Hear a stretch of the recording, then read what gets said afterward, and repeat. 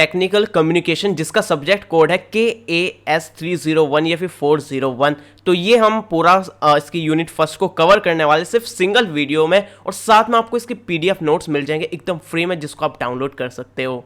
तो पूरा ये है हमारी जो यूनिट होने वाली है वो AKTU के सिलेबस के अकॉर्डिंग होने वाली है। और पता नहीं मैंने यहाँ पर फर्स्ट ईयर क्यों लिख दिया यार, इसको सही करना पड़ेगा सेकंड ईयर, तो नेक्स्ट वीडियो में आपको सही दिखेगा। ओहो, यहाँ पर भी फर्स्ट ईयर है, ठीक है यार, इसको सेकंड ईयर कर दूंगा। मतलब यार आपको तो पता ही है सेकंड ईयर का सब्जेक्ट है, तो इसी को देखने वाले हैं। सब कुछ यहाँ पर आपको दिख रहा होगा। ये हमारा 100 मार्क्स का इसका पेपर होगा, क्रेडिट 3 है। मतलब यार हमें इसमें ईजी सब्जेक्ट देखने को मिलता है। अगर आपको अपने यहाँ पर ओवरऑल मार्क्स को इंप्रूव करना है, ज़्यादा स्कोर करना है, तो इस सब्जेक्ट को अच्छे से तैयार करके आप ज़्यादा मार्क्स स्कोर कर सकते हो, क्योंकि 3 क्रेडिट का सब्जेक्ट है और ये आपके ओवरऑल यहाँ पर सब्जेक्ट्स में इसके मार्क्स जुड़ेंगे। तो खैर सब कुछ देखने वाले हैं। सबसे पहले यूनिट फर्स्ट का हम यहाँ पर सिलेबस देख लेते हैं। तो यूनिट फर्स्ट में हम देखने वाले हैं फंडामेंटल्स ऑफ टेक्निकल कम्युनिकेशन। मतलब हम यहाँ पर बेसिक्स देखने वाले हैं टेक्निकल कम्युनिकेशंस के बारे में। ये क्या होता है, क्या सिस्टम है इसका, फीचर्स वगैरह, डायमेंशंस वगैरह, फ्लो वगैरह, काफ़ी सारी चीज़ें हम वो सब कुछ देखने वाले हैं। बेसिकली यहाँ पर इसका हम बेसिक जानेंगे टेक्निकल कम्युनिकेशन के बारे में। तो सबसे पहले तो यही है कि कम्युनिकेशन क्या होता है, तो इसके बारे में हम देख लेते हैं। तो कम्युनिकेशन क्या होता है, ये कम्युनिकेशन जो वर्ड है वो एक लैटिन वर्ड से डिराइव हुआ है, जिसका नाम था कम्युनिकेयर, जिसका मतलब होता है शेयर। तो कहने का मतलब ये है, जो भी हम इन्फॉर्मेशन है, कोई इन्फॉर्मेशन है, कोई आइडिया है, फीलिंग्स है, या फिर कोई भी चीज़ हो, चाहे वो न्यूज़ हो या फिर आपके कोई व्यूज़ हो, उसको शेयर करना जो है वो कम्युनिकेशन कहलाता है। और ये तो यार आप सभी को पता ही है कम्युनिकेशन क्या होता है, लेकिन डेफिनेशन के अकॉर्डिंग मैंने यहाँ पर आपको बता दिया है। ये सभी चीज़ें आप यहाँ से देख सकते हो। मतलब इन्फॉर्मेशन या फिर कोई भी चीज़, आपका आइडिया, न्यूज़, व्यूज़ वगैरह, ये सभी शेयर दूसरों के साथ करने को कम्युनिकेशन कहलाता है। अब वो चाहे आप यहाँ पर रिटर्न में भी कर सकते हो कम्युनिकेशन, या फिर ओरली भी कर सकते हो, यहाँ पर आप नॉन वर्बल वेज में भी कर सकते हो, इशारेबाजी में भी यहाँ पर इंफॉर्मेशन वगैरह को शेयर कर सकते हो। और आगे बढ़ने से पहले आपको एक चीज़ बता दूं, देखो यार मैं भी आप ही की तरह एक स्टूडेंट हूँ और मैं कोई एक प्रोफेशनल टीचर नहीं हूँ। तो ये समझ के चलना कि आपका दोस्त आपके साथ पढ़ाई कर रहा है, तो अगर आप इस चीज़ के साथ एग्री करते हो तो आप आगे कंटिन्यू कर सकते हो। और ये जो मैं आपको नोट्स देने वाला हूँ, ये आप इसको एज अ रेफरेंस समझना या फिर इससे आइडिया लेना, क्योंकि ये सब्जेक्ट जो है ऐसा नहीं है कि कोई डेफिनेशन है या फिर कोई इसमें पॉइंट्स है, तो वो ऐसा नहीं है कि वो फिक्स है कि ये सिर्फ यही होंगे। तो इसमें भी कुछ इसी तरह का सिस्टम है, आप अपनी तरफ से भी इसमें ऐड कर सकते हो। नोट्स में कुछ चीज़ें अपने टीचर से या फिर अलग से और भी काफ़ी जगह से आप पढ़ो और अब इस नोट्स को भी इम्प्रूव करो, इसमें और चीज़ें भी एक्स्ट्रा ऐड करो। तो जितना ज़्यादा पढ़ोगे उतना ज़्यादा बेटर रहेगा। और कंटिन्यू करता है आगे टेक्निकल कम्युनिकेशन के बारे में। तो सिंपल शब्दों में कहा जाए तो टेक्निकल कम्युनिकेशन जो है वो ये है कि हम कोई भी कॉम्प्लेक्स टेक्निकल इन्फॉर्मेशन को एक ईजी मेथड से इसको किसी दूसरे को एक्सप्लेन करना ही टेक्निकल कम्युनिकेशन होता है। मतलब इजी टू अंडरस्टैंड वे में हम यहाँ पर कोई भी टेक्निकल इन्फॉर्मेशन को शेयर करते हैं, तो वो हमारा टेक्निकल कम्युनिकेशन होता है। जैसे कम्युनिकेशन आपने देखा था कि कम्युनिकेशन का मतलब आपने देखा था कोई भी इन्फॉर्मेशन को शेयर करना हमारा कम्युनिकेशन हो रहा था। और यहाँ पर जो हमारी इन्फॉर्मेशन है वो टेक्निकल हो जाती है, तो टेक्निकल इन्फॉर्मेशन शेयर करने को ही हमारा टेक्निकल कम्युनिकेशन बोल देते हैं। तो अब टेक्निकल कम्युनिकेशन यहाँ पर थोड़ा कुछ एग्जांपल से बताने की कोशिश करूँगा। अब देखो यार, हमारी इन्फॉर्मेशन जो थी यहाँ पर टेक्निकल थी, जिसमें हमारे टेक्निकल वर्ड्स है और टेक्निकल यहाँ पर टर्म्स वगैरह है। तो ये आपको एग्जांपल के लिए जैसा एग्जांपल आपको देता हूँ, जैसा आप कोई गैजेट खरीदते हो, चाहे वो स्मार्टफोन हो, टीवी वगैरह हो, या फिर कोई भी इलेक्ट्रिक आइटम अगर आप खरीदते हो, उसके साथ एक यूज़र मैनुअल आता है जो आपको हेल्प करता है कि इसको कैसे यूज़ करना है और फर्स्ट टाइम इसको कैसे सेटअप वगैरह करना है। तो जो पेपर आता है या फिर बुक आती है, उसमें सब कुछ ये चीज़ें लिखी रहती है। तो बेसिकली वहाँ पर सब टेक्निकल इन्फॉर्मेशन ही रहती है, लेकिन वो टेक्निकल इन्फॉर्मेशन जो होती है वो काफ़ी ईजी वे में लिखी रहती है, ईजी मैनर में लिखी रहती है, ताकि जो कस्टमर है वो अच्छे से उस चीज़ को समझ पाए। तो वो जो है एक रिटर्न टेक्निकल कम्युनिकेशन हो गया, वो एक टेक्निकल राइटिंग हो गई। तो ये हमारा टेक्निकल कम्युनिकेशन हो गया एक ब्रांड की कस्टमर के थ्रू, ब्रांड का कस्टमर के बीच में।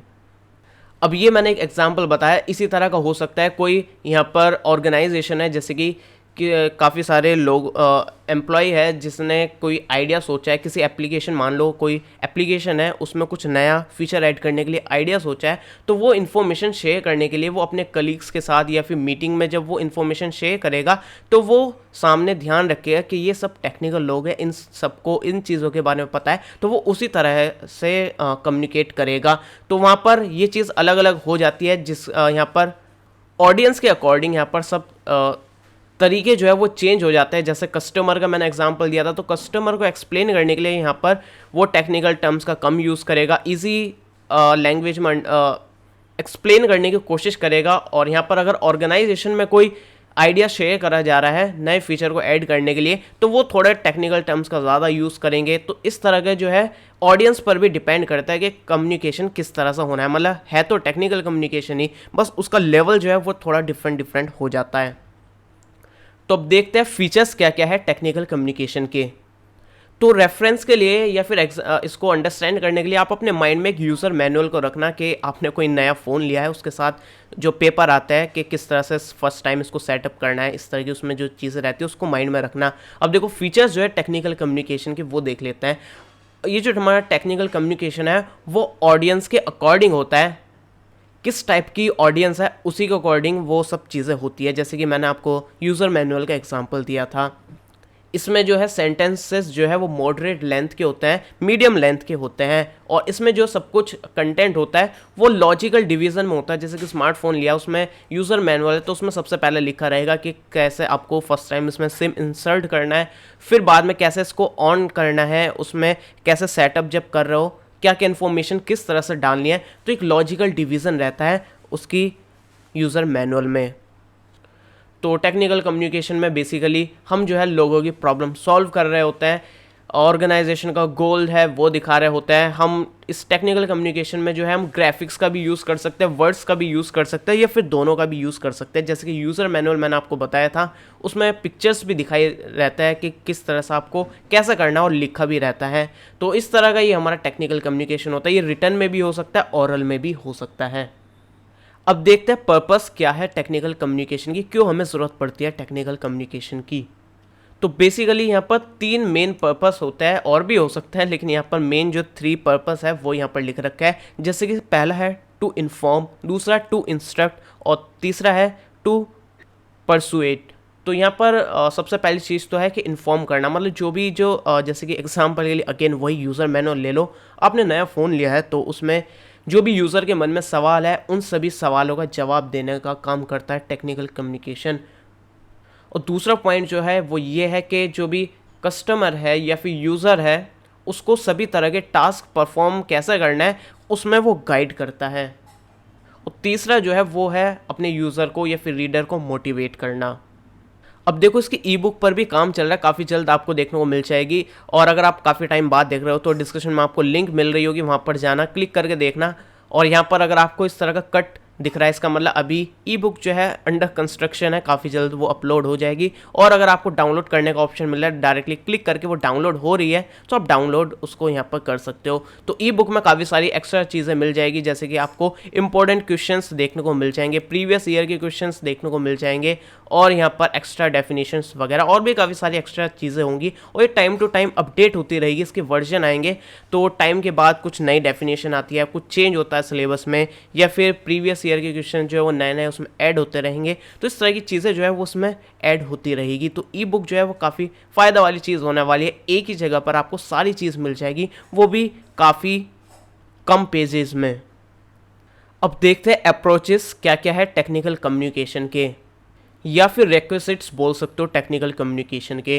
तो यहाँ पर सबसे पहली चीज़ तो ये है कि ब्रेविटी होनी चाहिए, मतलब ये जो है काफ़ी ब्रीफ और काफ़ी कंसाइज मैनर में होना चाहिए, मतलब कम शब्दों में ज़्यादा इन्फॉर्मेशन मिल जाए। जैसे कि हमारे नोट्स होते हैं काफ़ी छोटे रहते हैं और काफ़ी ज़्यादा इन्फॉर्मेशन इसमें आपको देखने को मिल जाती है। इसी तरह जो है टेक्निकल कम्युनिकेशन में जो भी आपकी इन्फॉर्मेशन है वो काफ़ी मतलब छोटे तरीके से होनी चाहिए और कंसाइज मैनर में होनी चाहिए, मतलब सीक्वेंस उसका सही होना चाहिए, कौन सी बात पहले बोलनी है कौन सी बाद में। तो इस तरह से जो है ब्रीफली होना चाहिए हमारा टेक्निकल कम्युनिकेशन। और दूसरी चीज़ जो है वो है क्लियरिटी। हमारा इसमें जो है सब कुछ जो इन्फॉर्मेशन है वो एकदम क्लियर होनी चाहिए बिना किसी कन्फ्यूजन के। और तीसरी चीज़ जो है वो है सिंप्लिसिटी, मतलब जो हमारा कम्युनिकेशन हो रहा है वो सिंपल लैंग्वेज में होना चाहिए। जैसे कि मैंने यूज़र मैनुअल का आपको एग्जांपल दिया था, वो एक सिंपल लैंग्वेज में होना चाहिए, ज़्यादा डिफ़िकल्ट नहीं होना चाहिए। और अगली चीज़ जो है वो ये है कि लिमिटेड वर्ड्स में यहाँ पर सब कुछ लिखा होना चाहिए। और भी काफ़ी सारी यहाँ पर डिटेल्स दे रखी है, जैसे कि स्पेसिफिक टेक्निकल वोकेबलरी का यूज़ करना चाहिए, और यहाँ पर स्पेसिफिक इन्फॉर्मेशन देनी चाहिए, मतलब फालतू की बकवास नहीं करनी चाहिए, जो हमारा काम है उसी की इन्फॉर्मेशन देनी चाहिए। और वो रिटर्न में है तो वहाँ पर एक्टिव वॉइस का यूज़ होना चाहिए, और हमें रिपीटेशन का भी अवॉइड करना चाहिए। कोई चीज़ बार बार हमें नहीं दोहरानी चाहिए, एक बार बोल दी, एक बार लिख दी तो वो ठीक है, उसको बार बार रिपीट नहीं करना चाहिए। अब देखते हैं डिफरेंस क्या है जनरल कम्युनिकेशन और टेक्निकल कम्युनिकेशन के बीच में। तो जनरल कम्युनिकेशन जो होता है उसमें हमारा जनरल मैसेज होता है, मतलब जो हम इन्फॉर्मेशन दे रहे हैं वो एक जर्नल होती है, और टेक्निकल कम्युनिकेशन में एक स्पेसिफिक इन्फॉर्मेशन होती है, वो है हमारी टेक्निकल इन्फॉर्मेशन। और जनरल में जो हमारा स्टाइल होता है डिलीवरी का वो इनफॉर्मल होता है, और टेक्निकल में हमारा फॉर्मल वे होता है। और जनरल कम्युनिकेशन जो है वो मोस्टली हमारा ओरल में होता है, और टेक्निकल कम्युनिकेशन हमारा ओरल और रिटन दोनों में हो सकता है। और जनरल कम्युनिकेशन में कुछ हम सेट ऑफ पैटर्न्स को फॉलो करते हैं, और टेक्निकल में हम जनरल में हम नहीं करते हैं। मतलब जैसे कि यूज़र मैनुअल का एग्जांपल दे रहा था, हम पूरा एक पैटर्न होता है कि इस तरह से हमें चीज़ें बतानी है, इस चीज़ों का हमें यूज़ करना है। और जनरल कम्युनिकेशन में हम ऐसी रैंडमली, जनरल कम्युनिकेशन है कि जैसे कि हम अपने फ्रेंड्स वगैरह से बात करते हैं या फिर किसी से भी ऐसी नॉर्मली बात करते हैं, वो जनरल कम्युनिकेशन होता है। और टेक्निकल कम्युनिकेशन तो आपको इतनी देर से बता ही रहा हूँ।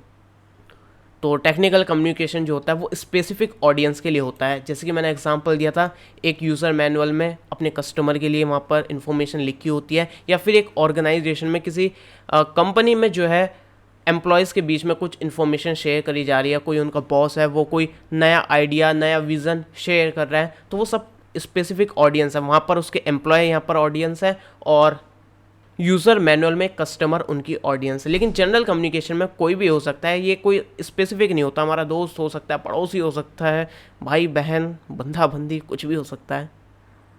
और जनरल कम्युनिकेशन में हम जनरल वोकेबलरी का यूज़ करते हैं, जनरल जो हम वर्ड्स यूज़ करते हैं उसका यूज़ होता है। और टेक्निकल कम्युनिकेशन में हम टेक्निकल वोकेबलरी का यूज़ करते हैं, जिसमें टेक्निकल टर्म्स, वर्ड्स वगैरह हम यूज़ करते हैं। और टेक्निकल कम्युनिकेशन में हम जर्गन्स, ग्राफिक्स और इस तरह की चीज़ें हम यूज़ करते हैं। ग्राफिक्स मतलब जैसे हम फ़ोटोज़ या फिर वीडियोज़ की हेल्प लेते हैं, तो इस तरह का हम यूज़ करते हैं, जैसे कि मैंने आपको बता ही दिया यूज़र मैनुअल, और वो बार बार बताते हुए अच्छा नहीं लग रहा। और जनरल कम्युनिकेशन में हम जनरली हम यूज़ नहीं करते ग्राफिक्स वगैरह का या फिर कोई टेक्निकल टर्म्स वगैरह का। अब देखो अगली चीज़ देखता है, सबसे पहले ये बताओ, अगर कोई स्क्रू है, कोई पेच है, उसको टाइट करने के लिए या फिर लूज़ करने के लिए या फिर खोलने के लिए आप किस टूल का यूज़ करोगे? स्क्रू ड्राइवर का यूज़ करोगे ना, पेचकस का। और अगर आपको कुछ लिखना है पेपर पे तो आप किस चीज़ का यूज़ करोगे, कौन सा टूल यूज़ करोगे, पेन या फिर पेंसिल? तो इसी तरह कम्युनिकेशन करने के लिए हम कौन सा टूल का यूज़ करेंगे, तो वो है लैंग्वेज। मतलब ये है कि हमें किसी से बोलकर बात करनी है या फिर लिखकर बात करनी है, तो हमें कोई तो टूल यूज़ करना पड़ेगा। अब जैसे कि हम बोलने की बात कर रहे हैं तो उसमें वैसे तो मुंह यूज़ कर रहे हैं, लेकिन मुंह होने से आप किसी से बात नहीं कर सकते, या फिर हाथ में पेन होने से आप कुछ भी लिख नहीं सकते हो, तो हमें यूज़ करनी पड़ती है लैंग्वेज। तो लैंग्वेज जो है वो एक टूल का काम करती है जो कि कम्युनिकेट करने में हेल्प करता है। अगर लैंग्वेज नहीं होगी तो हम किसी से लिखकर कैसे बात कर सकते हैं? किसी को बताना है कि भाई तू कल मुझसे मिलने आना, तो कैसे लिखकर बताओगे जब तक किसी लैंग्वेज का यूज़ नहीं करोगे, चाहे वो हिंदी हो, इंग्लिश हो, जैपनीज़ हो, चाइनीज़ हो, कोई सी भी हो। तो यही देखने वाले कि लैंग्वेज जो है एज अ टूल कैसे काम करती है कम्युनिकेशन में। तो वैसे तो देखो हम नॉन वर्बली भी बात कर सकते हैं इशारे विशारों से, लेकिन वो क्या इतना इफेक्टिव वे रहेगा अपने आइडियाज़ को एक्सप्रेस करने का, कुछ भी बात या फिर इंफॉर्मेशन शेयर करने का, तो वो काफ़ी प्रॉब्लम वाली बात हो सकती है। तो इसलिए हम लैंग्वेज का यूज़ करते हैं, जैसे कि हम हिंदी का यूज़ करते हैं किसी से बोलकर बात करने में या फिर लिखकर बात करने में। तो इस तरह से इफ़ेक्टिव कम्युनिकेशन के लिए हमें लैंग्वेज जो है यूज़ करनी पड़ती है, जो कि काफ़ी ज़रूरी होती है और काफ़ी पावरफुल टूल होता है कम्युनिकेट करने के लिए। तो बेसिकली लैंग्वेज में क्या होता है, लेटर्स होते हैं ABCD, जैसे इंग्लिश का एग्जांपल लेता है, लेटर से वर्ड बनता है, वर्ड से सेंटेंस, फिर सेंटेंस से पैराग्राफ। तो इस तरह से एक मीनिंगफुल यहाँ पर चीज़ें बन जाती है वर्ड्स के थ्रू, जिसके थ्रू हम अपने आइडिया इन्फॉर्मेशन को एक मीनिंगफुल वे में शेयर कर सकते हैं। और इन्हीं वर्ड्स को आगे पीछे कर दो तो पूरा मतलब चेंज हो जाता है। तो और काफ़ी बार मीनिंग भी नहीं रह पाता है। तो वर्ड्स का ऑर्डर जो है सेंटेंस में वो एक पूरी हमारा मीनिंग निकाल देता है, जो भी हम इंफॉर्मेशन शेयर करना चाहते हैं। अब लैंग्वेज में भी एक प्रॉब्लम होती है। अब हमने कोई चीज़ लिखी है या फिर कुछ बोल रहे हैं तो उसमें भी मीनिंग चेंज हो जाता है। सेम चीज़ लिखी है या फिर सेम सेंटेंस या फिर वर्ड है, लेकिन उसका मीनिंग डिफरेंट डिफरेंट हो सकता है। जैसे कि एग्जांपल के लिए आपको बता दूं, कोई आपका फ्रेंड अगर डांस कर रहा है तो अगर आप उसको बोलते हो कि भाई क्या डांस करता है, या फिर उसको आपने सिंपली अच्छे एक्सप्रेशन के साथ ये बात बोली, और अगर आप उसको गुस्से वाले एक्सप्रेशन के साथ, गुस्से वाले नहीं मतलब हंसी के एक्सप्रेशन के साथ हंसते हुए बोलो भाई तो क्या डांस करता है, तो इस तरह से एक्सप्रेशन चेंज करने से उसका मीनिंग चेंज हो जाता है। तो इसलिए जो है लैंग्वेज में जो है हम डायरेक्टली कोई बात बोलते हैं तो अगर आप सार्केस्टिक वे में कुछ बोल रहे हो या फिर उसकी मजाक उड़ाने के लिए कुछ बोल रहे हो या फिर सीरियसली कुछ बोल रहे हो तो सेंटेंस सेम यूज़ होता है। लेकिन हमें उसका असली मीनिंग निकालने के लिए हमें लैंग्वेज के साथ बाकी चीज़ों का भी यूज़ करना पड़ता है, जैसे कि फेस एक्सप्रेशन हो गए, हमारे हैंड जेस्चर्स हो गए, और इस तरह की हम चीज़ें यूज़ करते हैं। चैटिंग में भी हम यूज़ करते हैं। आप कोई बात बोल रहे हो सकता है वो आप सीरियस बोल रहे हो या फिर हंसी में बोल रहे हो, तो उसके साथ हम इमोजीज़ का यूज़ कर लेते हैं। तो इस तरह से सेंटेंस या फिर कुछ हम डायरेक्टली लैंग्वेज का यूज़ करके जो है पूरे मीनिंग हम किसी के साथ शेयर नहीं कर पाते। साथ में हमें कुछ यहाँ पर एक्सप्रेशंस का यूज़ करना पड़ता है या फिर कोई जेस्चर्स वगैरह का भी यूज़ करना पड़ता है। अब देखते करेक्टरिस्टिक्स क्या क्या है लैंग्वेज के या फिर फीचर्स क्या क्या है लैंग्वेज के। तो सबसे पहली चीज़ तो ये है कि लैंग्वेज जो है वो आर्टिफिशियल है। अब देखो जो भी इंसान बनाता है वो आर्टिफिशियल हो जाती है। तो लैंग्वेज क्या हमें कहीं से मिली थी या फिर नेचर में हमें देखने को मिलती है? नहीं मिलती है ना, वो हम इंसानों ने ही बनाई है लैंग्वेज। तो इसलिए लैंग्वेज जो है हमारी आर्टिफिशियल है। और अगली चीज़ जो है वो है लैंग्वेज जो है रेस्ट्रिक्टेड है। मतलब काफ़ी सारी चीज़ें जो होती है आपने मन में कुछ सोचा है, कोई आइडिया है या फिर कोई इन्फॉर्मेशन है, काफ़ी बार ऐसा होता है कि आप उसको जो है सही तरीके से एक्सप्रेस नहीं कर पाते, या फिर जो भी आपकी फीलिंग्स है वो सही से आप यहाँ पर एक्सप्लेन नहीं कर पाते, कुछ इन्फॉर्मेशन है वो सही से एक्सप्लेन नहीं कर पाते हो। क्योंकि जब हम लैंग्वेज का यूज़ करते हैं अपनी फीलिंग्स को और लैंग्वेज में ट्रांसलेट करते हैं तो काफ़ी सारी इन्फॉर्मेशन जो है, काफ़ी सारे मीनिंग्स जो है वो लॉस हो जाता है, और वो हम सब कुछ जो है सोच रहे हैं वो सब कुछ हम सामने तक नहीं एक्सप्रेस कर पाते हैं। होता है ना कि दिल की बात हम नहीं बता पा रहा है, एक्सप्रेस नहीं कर पाता है। तो इस तरह की कुछ चीज़ें होती है। लैंग्वेज जो है रेस्ट्रिक्टेड होती है, सारी चीज़ें हम भाषा में नहीं समझा सकते हैं। और अगली चीज़ जो है वो ये है कि लैंग्वेज जो है वो आर्बिट्रेरी है। मतलब कहने का ये है कि लैंग्वेज जो है, जैसे कि इंग्लिश लैंग्वेज का एग्जांपल लेते हैं, उसमें कोई चीज़ है जैसे कि चेयर है, आप ये नहीं बोल सकते कि इसको हम चेयर ही क्यों बोलते हैं। मतलब कोई भी वर्ड है तो उसका जो मीनिंग है तो उसका हो सकता है कि मीनिंग जो है उसका वर्ड से कुछ लेना देना ना हो, मतलब ऐसा ही होता है। अब बोल लोगे आपके चेयर को हम चेयर ही क्यों बोलते हो, तो बस हमने इसका नाम रख दिया कि जो भी फर्नीचर होगा जिसमें 4 लेग्स होंगे तो उसको हम चेयर बोल देंगे। तो उसके पीछे कोई लॉजिक नहीं है कि हम उसको चेयर क्यों बोलते हैं, किस लिए बोलते हैं। मतलब चेयर वर्ड जो इन्वेंट करा गया है वो ऐसे ही हमने रख दिया है। तो इस तरह से काफ़ी सारे वर्ड्स और काफ़ी सारी चीज़ें होती है जिसका डायरेक्ट रिलेशनशिप नहीं होता है उसके मीनिंग के साथ, जैसा आजकल आप लोगों का होता है। और अगली चीज़ जो है वो है लैंग्वेज इज़ एब्स्ट्रैक्ट। मतलब ये है लैंग्वेज में जो है काफ़ी सारे ऐसी चीज़ें हैं, मतलब ये है कि लैंग्वेज जो है काफ़ी सारी चीज़ों को जो है समराइज्ड कर देता है, एक जनरलाइज्ड आइडिया दे देता है किसी भी काफ़ी सारी चीज़ों का। अब जैसे कि आप टेम्पल जाते हो, टेम्पल वर्ड है, तो इस टेम्पल का आपको किसी को बताना है तो आप ये नहीं बोलोगे कि मैं वहाँ गया था जहाँ पर लोग जाते हैं पूजा करते हैं, इस तरह की लंबी बात नहीं बोलोगे, आप डायरेक्ट बोलोगे मैं टेम्पल गया था। तो टेम्पल एक जनरलाइज्ड वर्ड है जो कि सब कुछ एक्सप्लेन कर देता है कि वो एक तरह का मंदिर होता है, यहाँ पर लोग ये काम करते हैं वो करते हैं। तो ये सभी चीज़ें जो है वो जनरलाइज कर देते हैं एक वर्ड में। तो लैंग्वेज में जो है वर्ड जो होता है वो काफ़ी सारी डिटेल्स, काफ़ी सारी इन्फॉर्मेशन को जो है वो एक समराइज करके एक वर्ड बन जाता है। जैसे कि टेम्पल हुआ, स्कूल हुआ, स्कूल में अब आप ये नहीं बोलोगे कि मैं बचपन में वहाँ जाता था जहाँ पर टीचर होते थे, काफ़ी सारे स्टूडेंट्स होते हैं, क्लासमेट होते हैं, वहाँ पर हमें पढ़ाया जाता था। तो आप ये नहीं बोलोगे, आप बोलोगे मैं बचपन में स्कूल जाता था। तो स्कूल वर्ड जो है वो सभी चीज़ों को समराइज कर देता है। और इसी तरह जो है वो है लैंग्वेज इज़ क्रिएटिव। तो लैंग्वेज जो ऐसा नहीं है कि बस एक बार बन गई, इसमें काफ़ी सारी चीज़ें ऐड होती रहती है, काफ़ी सारी चीज़ें डिलीट होती रहती है, काफ़ी सारे नए वर्ड इसमें ऐड होते रहते हैं, तो क्रिएटिव होते रहते हैं, काफ़ी सारे हम स्लैंग्स नए नए बनाते रहते हैं और काफ़ी सारे वर्ड्स भी ऐड होते रहते हैं। जैसे कोविड-19 जो है एक नया वर्ड है, वो अभी ऐड हुआ है, पहले नहीं था कोविड-19। तो क्या था, कोरोना वायरस, तो कोरोना का CO उठा लिया, वायरस का VI उठा लिया, डिजीज़ का D उठा लिया और 2019 में बना था तो उसका 19 उठा लिया, तो कोविड-19। तो इस तरह से नए नए शब्द बनते रहते हैं, तो इसलिए लैंग्वेज जो है वो एक क्रिएटिव है। और अब देखते हैं रीडिंग एंड कॉम्प्रीहेंशन। रीडिंग तो आप सभी लोग समझते हो, पढ़ने की प्रोसेस को जो है वो हम रीडिंग बोलते हैं। मतलब पढ़ने की प्रोसेस तो यार ये तो अलग ही बात हो गई। मतलब ये है कि काफ़ी सारे लेटर्स लिखे रहते हैं, वर्ड्स लिखे रहते हैं, सिंबल्स लिखे रहते हैं, उनको देखकर उसको समझना रीडिंग होता है। तो ये इस तरह की कुछ डेफिनेशन है।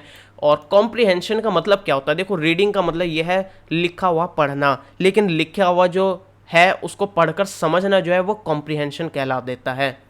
जैसे कि एक एग्जाम्पल आपको बता दे, तो अगर कुछ आपको लिखा हुआ मिलता है जिसमें कुछ इस तरह से लिखा है, you and Kulbhushan and name the, तो ये कुछ समझ में आ रहा है, ये आप पढ़ सकते हो। अगर ये लिखा हुआ है आप पढ़ सकते हो, ये हमारी रीडिंग हो गई। लेकिन कॉम्प्रीहेंशन जब हो जाता है जब हम उस चीज़ को समझ पाते हैं। अगर वो लिखा होता है कुछ इस तरह से, माय नेम इज़ कुलभूषण, तो इसका मतलब हो गया कि मेरा नाम कुलभूषण है। तो इसका मतलब क्या हुआ, आप समझ गए हो, पढ़कर आपने समझ लिया कि ये क्या लिखा हुआ है। तो लिखे हुए को अगर आप समझते हो तो वो रीडिंग कॉम्प्रीहेंशन हो जाता है, और अदरवाइज सिंपल रीडिंग तो रीडिंग होती है। तो बेसिकली रीडिंग दो टाइप की हो सकती है, अलग अलग तरीके से, अलग अलग डिफरेंट टाइप्स की हो जाती है सभी चीज़ें। ये पूरा सब्जेक्ट ही ऐसा है, अगर उसको दूसरे पॉइंट ऑफ व्यू से देखो तो अलग अलग टाइप्स हो जाते हैं, इस पॉइंट ऑफ व्यू से देखो तो फिलहाल उस चीज़ को छोड़ते हैं। तो यहाँ पर दो टाइप की रीडिंग है, रीडिंग एक्सटेंसिवली और दूसरी रीडिंग इंटेंसिवली।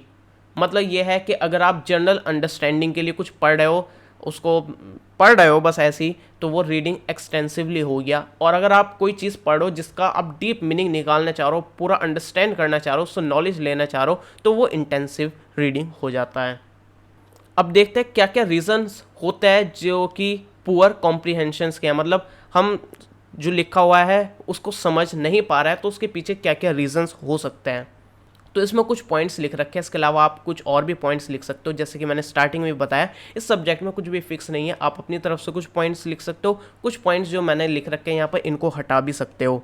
तो जैसे कि पहला रीज़न हो सकता है कि आपको जो वर्ड लिखा हुआ है, जो आप रीड कर रहे हो, वहाँ पर कोई वर्ड लिखा है, हो सकता है वो आपको समझ में नहीं आ रहा हो, या फिर हो सकता है आपको पूरा सेंटेंस समझ में नहीं आ रहा हो, या फिर हो सकता है कि काफ़ी सारे जो पैराग्राफ है उसमें काफ़ी सारे सेंटेंसेस है, तो आपने जो एक सेंटेंस पढ़ा उसको समझा और फिर आगे जो दूसरा सेंटेंस पढ़ा उसको समझा, तो आप उसको फर्स्ट वाले से को रिलेट नहीं कर पा रहे हो, उसको आपस में रिलेट नहीं कर पा रहे हो कि ये इसके बाद क्या लिखा है। मतलब आप इन्फॉर्मेशन जो इतनी सारी लिखी है उनको आपस में कनेक्ट नहीं कर पा रहे हो।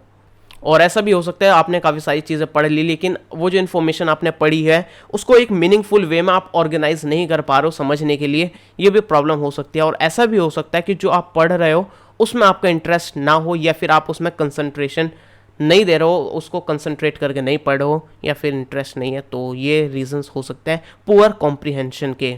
तो अगर आपको कोई और टिप्स या फिर हेल्प वगैरह चाहिए तो इंस्टाग्राम की लिंक डिस्क्रिप्शन में है, और डायरेक्टली सर्च भी कर सकते हो, कुलभूषण कुंडलवाल मेरा यूज़र नेम है। यहाँ पर आपको कुछ भी पूछ सकते हो अगर आपको कुछ पूछना है, और सभी चीज़ में मैं हेल्प कर सकता हूँ यार, टैग में या फिर किसी भी चीज़ में आप मुझसे यहाँ पर कॉन्टैक्ट कर सकते हो। अब कुछ टिप्स देखते हैं कि अपनी कॉम्प्रीहेंशन स्किल्स को कैसे हम इम्प्रूव कर सकते हैं। जैसे कि आप वैरायटी ऑफ मटेरियल्स को रीड करो, मतलब जो आपकी बुक्स वगैरह सिर्फ उस तक ही यहाँ पर रेस्ट्रिक्ट मत करो खुद को, डिफरेंट टाइप की बुक्स पढ़ो, डिफरेंट टाइप के आर्टिकल्स पढ़ो, इससे आपकी रीडिंग स्किल्स इंप्रूव होगी, कॉम्प्रीहेंशन स्किल्स जो है वो आपकी इंप्रूव होगी। और आप कोशिश करो कि पूरा का पूरा पोर्शन पढ़ने की या फिर पूरा का पूरा चैप्टर पढ़ने की एक बारी में, और उससे आपको काफ़ी हेल्प होगी। जैसे हमारी पूरी वीडियो में पूरी यूनिट हो रही है, सिर्फ लगभग 1 घंटा की बनेगी या फिर आधे घंटे की पूरी वीडियो बनेगी, इसमें आपकी पूरी यूनिट हो जाएगी। तो पूरा ना यहाँ पर कनेक्शन बना रहता है, ऐसा नहीं होता है कि पहले का पढ़ा हुआ भूल गया। तो पूरी चीज़ जब एक साथ हम पढ़ते हैं तो वो काफ़ी ज़्यादा अंडरस्टैंडेबल हो जाती है। और इसी तरह नेक्स्ट पॉइंट जो है वो ये है कि आप जो है जितने भी अनफेमिलियर वर्ड्स हैं या फिर अननोन वर्ड्स हैं उनको सर्किल कर लो। उससे क्या होगा, आपको नेक्स्ट टाइम जो रहेगा वो याद रहेगा कि ये वर्ड जो था मैं इसको नहीं जानता था, ये मेरे लिए अननोन था, तो आपको वो फिर याद हो जाएगा क्योंकि वो हाईलाइटेड हो जाएगा जब आप उसको सर्कल या फिर हाईलाइट या फिर अंडरलाइन वगैरह जो भी करना चाहते हो।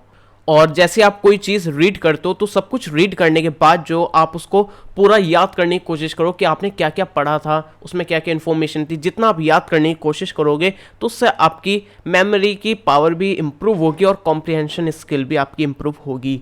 और इसी तरह जो भी आप रीड कर रहे हो उसको देखो वो कितना इंटरेस्टिंग सब्जेक्ट था और जो आपने पढ़ा, और देखो उसमें आपको क्या क्या पहले से आता था। और नेक्स्ट पॉइंट ये है कि क्वेश्चन आंसर करो, चाहे वो आपने कुछ भी पढ़ा है तो उसके नीचे कुछ क्वेश्चंस है उसके आंसर देने की कोशिश करो, या फिर खुद से क्वेश्चन पूछो और फिर उसके आंसर्स देने की कोशिश करो। तो इस यूनिट के फ्री में नोट्स डाउनलोड करने के लिए आपको कमेंट सेक्शन में सबसे ऊपर पिन हुआ मिल जाएगा हमारा एक कमेंट, जिसमें आपको इसकी डाउनलोडिंग लिंक दे रखी होगी। डायरेक्टली पिन कमेंट में जाकर आप इसको डाउनलोड कर सकते हो या फिर डायरेक्टली विजिट कर सकते हो kkword.in। यहाँ पर आपको नोट्स का सेक्शन मिल जाएगा, यहाँ पर सब्जेक्ट सेलेक्ट कर लेना जैसे कि टेक्निकल कम्युनिकेशन। यहाँ पर आपको यूनिट मिल जाएगी यूनिट 1, यहाँ से जाकर डायरेक्टली आप इसको यूनिट 1 के PDF नोट्स फ्री में डाउनलोड कर सकते हो। अब देखते हैं टेक्निकल राइटिंग क्या होती है। तो टेक्निकल कम्युनिकेशन आपने समझ चुके हैं और उसी कम्युनिकेशन को हम रिटन वे में करते हैं तो वो टेक्निकल राइटिंग होती है। जैसे कि मैंने आपको यूज़र मैनुअल का एग्जांपल दिया था जिसमें हम टेक्निकल इन्फॉर्मेशन को जो है रिटन वे में यहाँ पर देते हैं अपने कस्टमर को। तो इसी तरह टेक्निकल राइटिंग जो होता है उसमें हम कुछ भी लिखते हैं और वो जो लिखा हुआ होता है वो हमारी जो भी इंफॉर्मेशन है वो हमें किसी को इंस्ट्रक्ट करने के लिए, किसी को एक्सप्लेन करने के लिए लिखी हुई होती है और उसमें हमारी सब कुछ टेक्निकल इन्फॉर्मेशन होती है। और ये जो हमारे टेक्निकल राइटिंग स्टाइल होता है ये डिफरेंट होता है नॉर्मल स्टाइल से। जैसे कि मैंने बताया है कि टेक्निकल राइटिंग में हम ग्राफिक्स वगैरह का यूज़ करते हैं, फोटोज़ वगैरह का, चार्ट वगैरह का यूज़ कर लेता है। तो इस तरह की काफ़ी सारी चीज़ें होती है वो थोड़ी डिफरेंट होती है हमारे नॉर्मल राइटिंग स्टाइल से। जैसे कि व्हाट्सएप पर आप मैसेज भेजते हो, रिटर्न में भेजते हो, तो उसमें और जो आप टेक्निकल रिटर्न कुछ आपने देखा होगा, कोई यूज़र मैनुअल या फिर स्पेक शीट वगैरह, तो वो थोड़ी डिफरेंट होती है आपके नॉर्मल टेक्स्ट वगैरह से। और ये जो हमारा टेक्निकल राइटिंग होती है, टेक्निकल राइटिंग जो हम करते हैं कोई डॉक्यूमेंट है तो वो हमारा ऑडियंस के अकॉर्डिंग, ऑडियंस को टारगेट करते हुए लिखी जाती है। किस तरह की ऑडियंस है उसी के अकॉर्डिंग यहाँ पर उसको हम राइट करते हैं।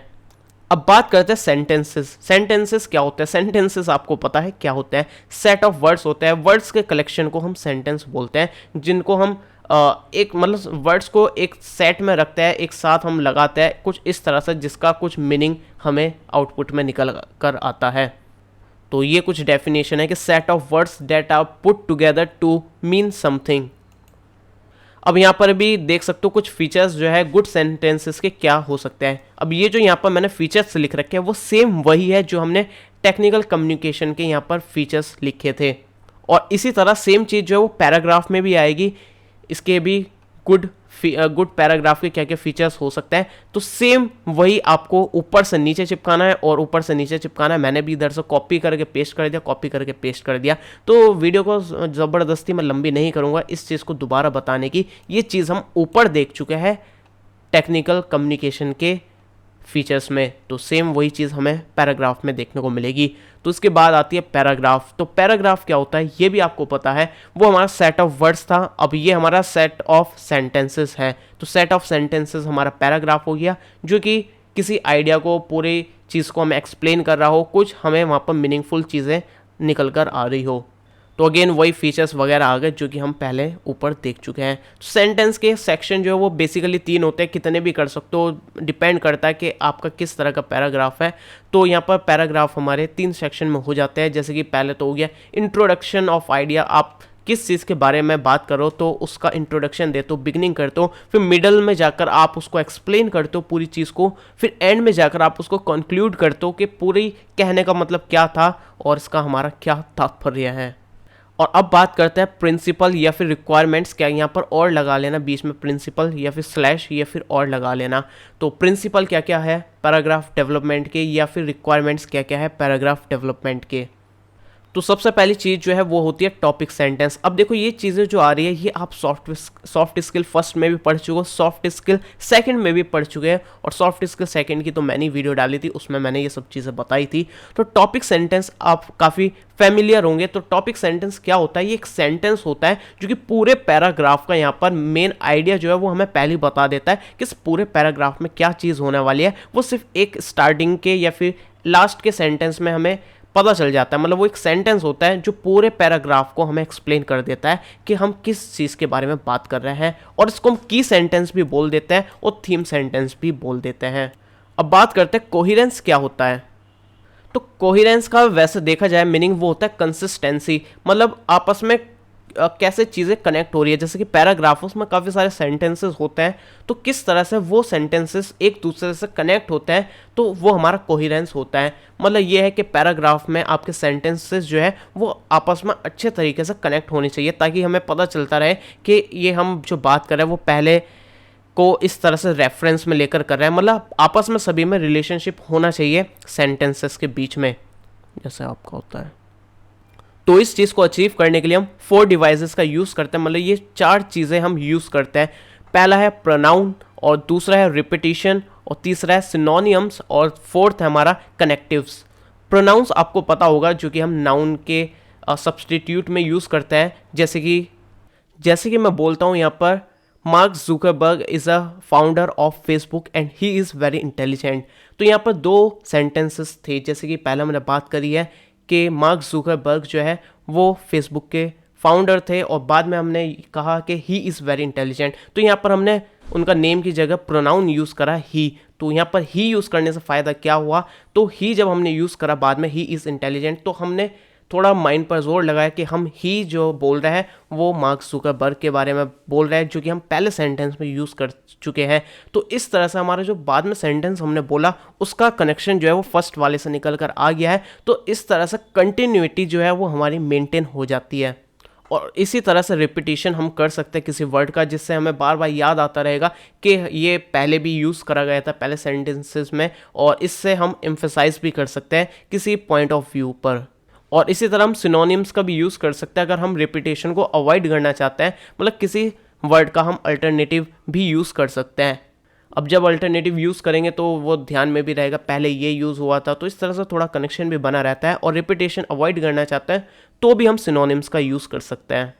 और इसी तरह हम कनेक्टिव्स का भी यूज़ कर सकते हैं। जैसे कि एग्जाम्पल है बट, एंड, और, फर्दर। तो इस तरह के कुछ वर्ड्स हैं जो कि कनेक्टिव्स होते हैं और इनका भी हम यूज़ कर सकते हैं। अब बात करते हैं कौन कौन से डिवाइसेस है या फिर मेथड्स है या फिर टेक्निक्स है पैराग्राफ को डेवलप करने के।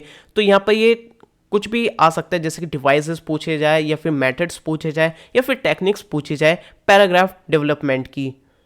पहला जो है वो हमारा इंडक्टिव ऑर्डर मेथड।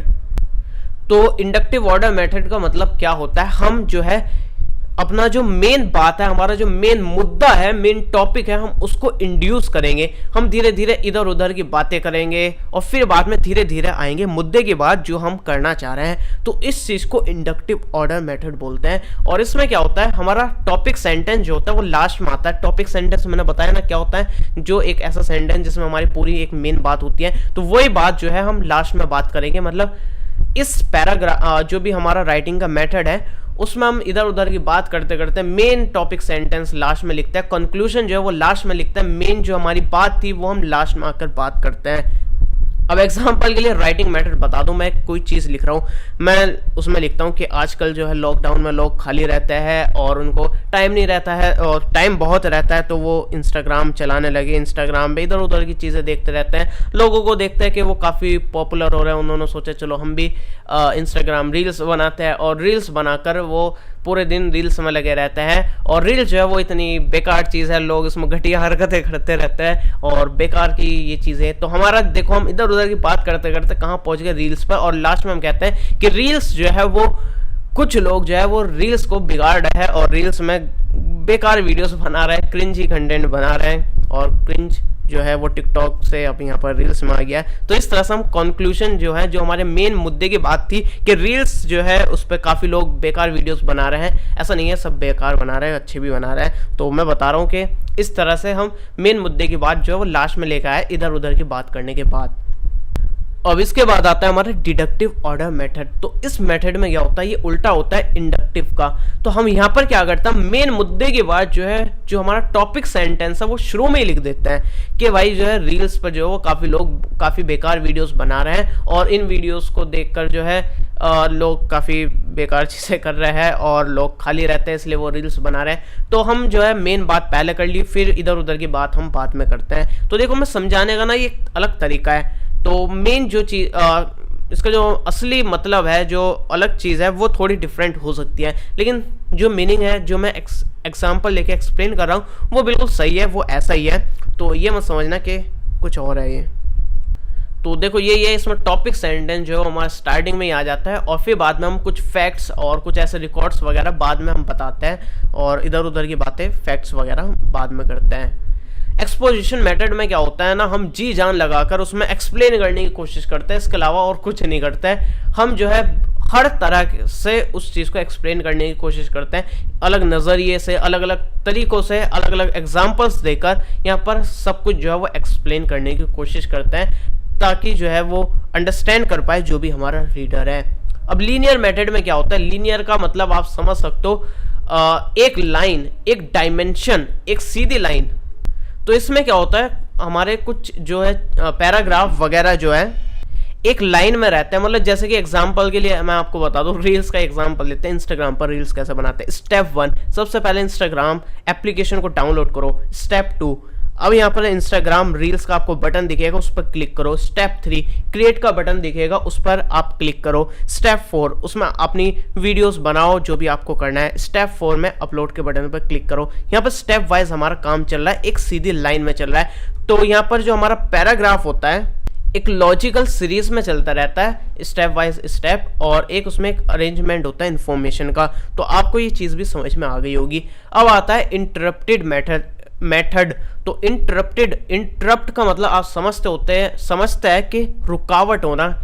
तो किसी चीज़ में रुकावट आना, ब्रेक आना, ये हमारा इंटरप्ट होता है। तो ये एक राइटिंग का मेथड है जिसमें राइटर जो है वो एक लाइन में बार बार ब्रेक लेता है ताकि एक आइडिया को डिवाइड कर पाए और एक अलग ही इफेक्ट क्रिएट कर पाए। तो यहाँ पर ब्रेक किस किस तरह से यहाँ पर ले सकता है, वो कॉमा लगाकर ले सकते हैं, पैरेंथेसिस का यूज़ कर सकते हैं और डैश का यूज़ कर सकते हैं, एक्सक्लेमेशन मार्क का यूज़ कर सकते हैं, और भी इंटरप्टर जो है वो हम और भी तरीके से कर सकते हैं। वर्ड्स का भी यूज़ कर सकते हैं, फ्रेजेस का भी यूज़ कर सकते हैं, और ये जो पंचुएशन मार्क्स है वो भी मैंने बता दिया, इनका भी हम यूज़ कर सकते हैं। बेसिकली हम क्या कर रहे हैं, यहाँ पर ब्रेक ले रहे हैं। हम किसी एक चीज़ के बारे में बात करें, एक मेन आइडिया के बारे में बात करें, फिर हम किसी और चीज़ के बारे में बात कर रहे हैं, तो उसके बीच में ब्रेक लगाने के लिए हम इन चीज़ों का यूज़ करते हैं, चाहे वो पंचुएशन मार्क हो, चाहे कोई वर्ड हो, चाहे वो फ्रेजेस हो, या फिर कुछ और चीज़ हो।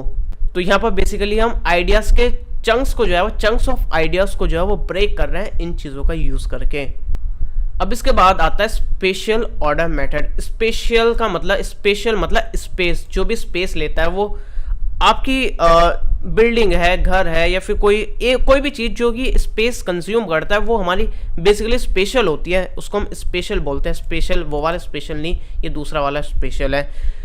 तो ये होता है हमारा स्पेशल ऑर्डर मेथड। इसमें क्या होता है, हम जो है एरिया वाइज चीज़ों को एक्सप्लेन करने की कोशिश करते हैं ताकि रीडर को जो है वो विजुअलाइज कर पाए कि हम किस चीज़ के बारे में बात कर रहे हैं। जैसे कि हम किसी समझ लो मॉल नहीं यार, कॉलेज के बारे में बात कर रहे हैं। राइटर जो है कॉलेज के बारे में बता रहा है कि हमारा कॉलेज इस तरह से है, इस साइड कैंटीन है, कैंटीन जो है वो लगभग इतनी दूर है यहाँ से और इतनी बड़ी है, इतने उस पर फ्लोर्स हैं। तो इस तरह की जो हम पूरा एक्सप्लेन करते हैं ना सिनेरियो की, कितनी जगह है, कैसा दिखता है, तो पूरी एक एनवायरनमेंट को एक्सप्लेन करने की कोशिश कर रहा है, एक फिजिकल क्वांटिटी को एक्सप्लेन करने की कोशिश कर रहा है ताकि हमारा जो रीडर है वो उसको विजुअलाइज कर पाए कि वो चीज़ जो है बता रहा है वो किस तरह की दिखती है। तो ये हमारा स्पेशल ऑर्डर मेथड होता है। अब लास्ट है हमारा क्रोनोलॉजिकल मेथड। अब इसमें क्या करता है कि हम जो है इस तरह से सीक्वेंस में लिखता है कि वो एक टाइम के ऑर्डर में चले। क्रोनोलॉजिकल आप समझते होंगे, आपने मीम भी देखा, क्रोनोलॉजी समझ रहे हो ना, तो वो हमारा क्रोनोलॉजिकल होता है। मतलब क्रोनोलॉजिकल का मतलब ही यही होता है टाइम से रिलेटेड। मतलब एक सीक्वेंस में मान लो ये हम ना बेसिकली हिस्टोरिकल यहाँ पर चीज़ों में यूज़ करते हैं। हम किसी हिस्ट्री लिखते हैं तो हम टाइम से शुरू करता है। जैसे कि हम गांधी जी का एग्जांपल ले तो हम उनकी हिस्ट्री लिख रहे हैं, तो उसमें पहले उनके जन्म के बारे में लिखें, उनका जन्म इतने में हुआ था, फिर उनके जो टीनेजर की उनकी वो है क्या है स्टेज है उसके बारे में बताएंगे, फिर हम उनकी यंग एज के बारे में बताएंगे, फिर मतलब इस तरह से ना टाइम के सीक्वेंस में चल रहा है, पहले ये चीज़ हुई फिर उसके बाद, तो इस तरह से टाइम के ऑर्डर में हम लिख रहे हैं, तो वो क्रोनोलॉजिकल मेथड कहलाता है। और टेक्निकल स्टाइल्स को देखते हैं, तो टेक्निकल स्टाइल क्या क्या है, मतलब टेक्निकल कम्युनिकेशन में डिफरेंट डिफरेंट स्टाइल्स हो सकते हैं, कुछ भी बोलने के या फिर रिटर्न में कुछ चीज़ को कन्वे करने के लिए, कोई भी टेक्निकल इन्फॉर्मेशन है तो डिफरेंट डिफरेंट स्टाइल के थ्रू हम यहाँ पर कम्युनिकेट कर सकते हैं। और ये जो स्टाइल होता है ये हमारा डिपेंड करता है किस तरह की ऑडियंस है, किस तरह का हमारी इन्फॉर्मेशन है और हमारा पर्पस क्या है कम्युनिकेशन का। अब इसी तरह इंग्रेडिएंट्स हो गए और हमारे फीचर्स वगैरह हो गए टेक्निकल स्टाइल के, तो ये सेम वही है जो ऊपर हमने देखा था, वही कॉपी पेस्ट मैंने करा है और आप भी एक बार देख लेना। तो क्योंकि ये सेम चीज़ है तो मैंने भी फालतू की इसमें चीज़ें नहीं करी है, सेम वही बात थी तो वही उठाकर मैंने लिख दिया ताकि आपको बार बार परेशान ना होना पड़े। अब देखते हैं फ्लो क्या क्या है या फिर डायमेंशंस क्या क्या है या फिर लेवल्स क्या क्या है कम्युनिकेशन के। तीनों में से कोई चीज़ पूछी जाए तो आप ये लिख सकते हो। तो ये पूरा मैंने यहाँ पर इसका पूरा डायग्राम बना है, चार्ट बना है जो कि आप देख सकते हो। इसमें क्या है आप देखो, ये मैंने पार्ट जैसे कि एग्जाम्पल के लिए, अभी एग्जाम्पल नहीं आप यही देखो, सबसे ऊपर है टॉप लेवल, उसके नीचे टॉप लेवल में से निकल कर आया है 2 और नीचे मिडिल लेवल, और इन मिडिल लेवल के नीचे निकल कर आया है लोअर लेवल। तो ये हमारे 3 लेवल आप देख सकते हो एग्जाम्पल के लिए मैंने लिए हैं। तो हो सकते हैं ऑर्गेनाइजेशन का भी लेवल हो सकता है, जैसे कि सबसे ऊपर है बॉस और उसके बॉस के नीचे ये कुछ 2 डिपार्टमेंट हो गए डिफरेंट डिफरेंट, जैसे कि ऐप डेवलपमेंट का हो गया तो यहाँ पर एक हो गया ऐप डेवलपमेंट का डिपार्टमेंट और एक हो गया मार्केटिंग टीम का डिपार्टमेंट, और इनके नीचे आते हैं कुछ एम्प्लॉयज़ जो कि यहाँ पर हैं। तो यहाँ पर ये जो है हमने कम्युनिकेशन का जो है लेवल बना रखा है कैसे होगा। अब देखो ऊपर वाला जैसे बॉस नीचे वाले लोगों से बात करेगा अपने एम्प्लॉय से, तो वो डाउनवर्ड कम्युनिकेशन हमारा हो जाएगा, और जो ये हमारे एम्प्लॉय है ये अपने बॉस से बात करेंगे, ऊपर लेवल के लोगों से बात करेंगे तो ये अपवर्ड कम्युनिकेशन हो गया, और ये आपस में करते हैं एम्प्लॉय के बीच में बात करेगा तो ये हमारा हॉरिजॉन्टल कम्युनिकेशन हो गया। तो पूरी चीज़ जो है वो यही है, आप समझ गए होंगे क्या चीज़ है। तो सिलेबस में 3 दे रखा है, लेकिन एक और होता है 4th डायगोनल कम्युनिकेशन। इसमें क्या होता है, जैसे कि एग्जाम्पल के लिए आपको बता देता हूँ, अगर ये एम्प्लॉय जो है यहाँ पर ये जो बॉस है हमारा इसका मार्केटिंग टीम का, मान लो यहाँ पर मार्केटिंग टीम का ये जो बॉस है हमारा, इससे कम्युनिकेट करना चाहिए। देखो ये जो हमारा एम्प्लॉय था ये था हमारा ऐप डेवलपमेंट के डिपार्टमेंट से, लेकिन ये दूसरे डिपार्टमेंट से बात कर रहा है, वो भी ऊपर वाले लेवल से। तो यहाँ पर आप देख सकते हो डायगोनल बन गया, ना तो ये हॉरिजॉन्टल है ना ही ये वर्टिकल है, तो एक डायगोनल बन गया। तो इस तरह का हमारा डायगोनल कम्युनिकेशन भी हो जाता है। तो इस तरह से डिफरेंट डिफरेंट डायरेक्शन जो है और कम्युनिकेशन के उसको हमने डिफरेंट डिफरेंट चीज़ों में डिवाइड कर दिया, और ये सभी लंबी पूरी हमने कथा जो है यहाँ पर लिख रखी है, तो उसको आप पढ़ सकते हो। वही जो चीज़ें मैंने आपको बताई है वही यहाँ पर लिखी है, डाउनवर्ड कम्युनिकेशन में ये चीज़ क्या होती है, और इसी तरह सेम चीज़ जो है वही अपवर्ड कम्युनिकेशन में लिखी हुई है। तो जैसे कि अपवर्ड में हम कर रहे हैं नीचे लेवल से ऊपर वाले लेवल से बात, तो हो सकता है वर्कर जो है डिसीजन मेकर से बात कर रहा हो, कम्युनिकेट कर रहा हो, या फिर एक एम्प्लॉय जो है वो अपने मैनेजमेंट से बात कर रहा हो, जैसे कि एग्जांपल मैंने दिया था। तो सब चीज़ें यही लिखी हुई है इसमें चारों के चारों कम्युनिकेशन में। और ये जो आप देख रहे हो ना चार्ट, तो ये मैंने खुद से बनाया था, तो यार वीडियो को लाइक कर दो ताकि मैं आपको इसी तरह ग्राफिक्स वगैरह भी इंक्लूड करूँ यहाँ पर नोट्स में। तो लाइक करो, जितना ज़्यादा लाइक होंगे मुझे अच्छा लगेगा, मोटिवेशन मुझे मिलेगी। अब बात करते हैं बैरियर्स कौन कौन सा है कम्युनिकेशन में, मतलब कम्युनिकेशन करते टाइम हमें कौन कौन से बीच में रेजिस्टेंस देखने को मिलता है, रुकावट देखने को मिलती है कम्युनिकेशन के दौरान। कम्युनिकेशन में कौन कौन सी प्रॉब्लम्स की वजह से हम सही से कम्युनिकेट नहीं कर पाते हैं। तो पहला फिजिकल या फिर साइकोलॉजिकल बैरियर, फिजियोलॉजिकल।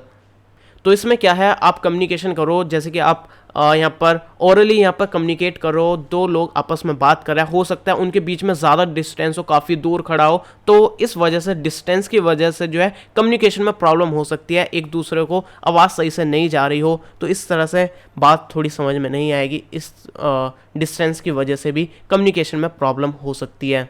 और इसी तरह आप अगर बात करो तो बैकग्राउंड में काफ़ी ज़्यादा नॉइस है, काफ़ी शोर है, तो उसकी वजह से भी बैरियर आ सकता है कम्युनिकेशन में। और जैसे कि आप कॉल वगैरह पर बात कर रहे हो तो कॉल में हो सकता है कि आपके नेटवर्क वीक हो, तो इस वजह से थोड़ी आवाज़ में प्रॉब्लम आ रही हो, तो इस तरह की कुछ भी प्रॉब्लम हो सकती है, वो फिजिकल यहाँ पर बैरियर के अंडर आ जाती है, जिसकी वजह से हमें कम्युनिकेशन करने में थोड़ी प्रॉब्लम हो सकती है।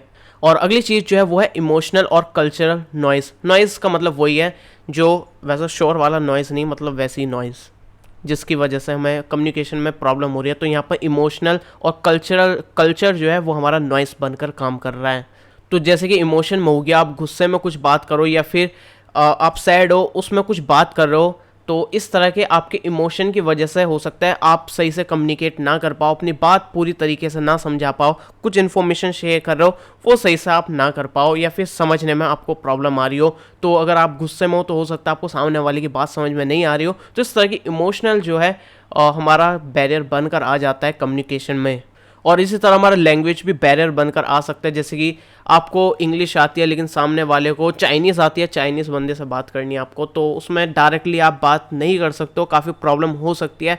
तो इस तरह से डिफरेंट लैंग्वेज होने की वजह से आपको बैरियर मिल सकता है। और इसी तरह हो सकता है कि दोनों को हिंदी आती है फिर भी बैरियर हो सकता है वो किसी दूसरी एरिया का हो जिसका एक्सेंट जो है वो डिफरेंट हो बोलने का हिंदी में, तो इसमें प्रॉब्लम हो सकती है। जैसे कि समझ सकते हो यार, इंडिया में इतने सारे डिफरेंट जगह है, प्लेसेस है जहाँ पर डिफरेंट एक्सेंट्स होते हैं हिंदी लैंग्वेज के ही, तो वो समझने में प्रॉब्लम हो सकती है। इसी तरह स्लैंग्स और जर्गन्स का भी प्रॉब्लम हो सकता है।